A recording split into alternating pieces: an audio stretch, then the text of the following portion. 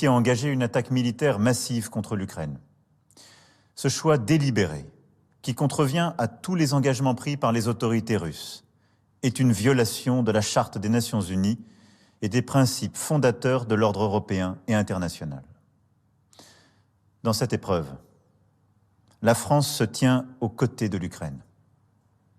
Je veux saluer le courage et la détermination du président ukrainien, des autorités et du peuple ukrainien. Leur liberté est la nôtre.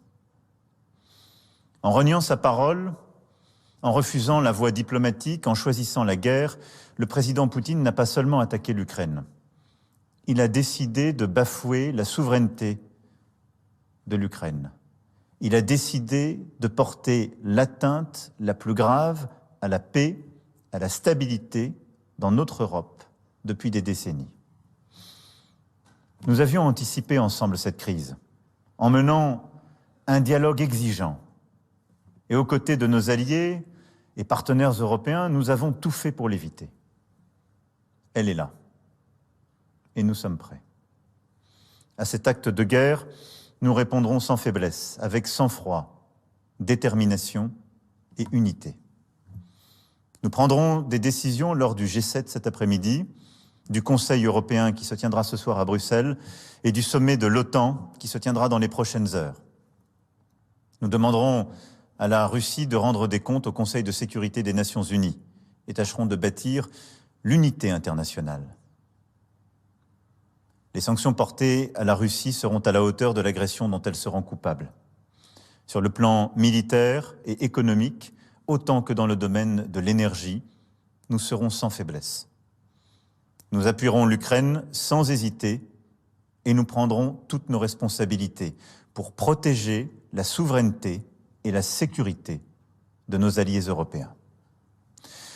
Mes chers compatriotes, les événements de cette nuit sont un tournant dans l'histoire de l'Europe et de notre pays. Ils auront des conséquences durables, profondes sur nos vies.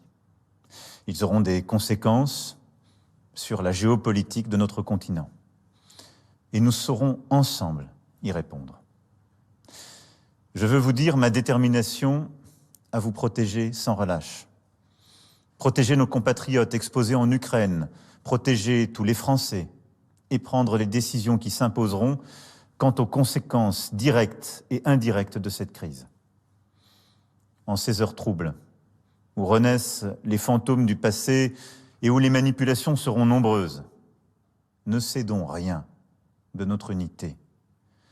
Unité autour de nos principes de liberté, de souveraineté et de démocratie. Ces principes nous ont fait et continuent de nous tenir ensemble. Un message de ma part sera prononcé demain au Parlement et je reviendrai vers vous dans les heures qui viennent afin de vous tenir informés de l'évolution de la situation et des décisions que je serai amené à prendre. Vive la République et vive la France.